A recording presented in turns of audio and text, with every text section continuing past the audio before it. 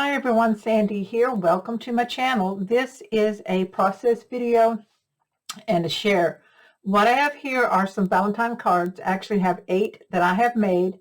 I made them on camera but didn't do a voiceover or talk with it. I'm just going to speed it up so that you can see me making them. But I made 8 different cards using what I had left over from my design team package with the Echo Park Hello Valentine paper collection from Country Craft Creations. These cards I made so that they will fit in my card file box that I did a tutorial on earlier. And so at the end I will show you how they fit in the box. But for now, let's look at these real quick, and then I will speed up the process part of making these cards so that you can watch along if you choose to, or just fast forward to the part where I put them in the box.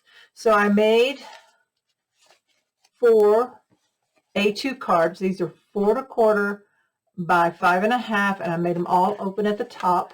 So you see here I used different papers from the collection, some of the ephemera tags, frames and tags, some scraps of paper, some of the stickers.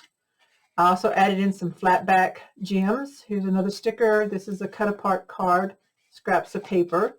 This is the shaker that I made in the shaker card video, and I added it here onto this card. I love this pink card. Have a few of the stickers and one of the tags and frames.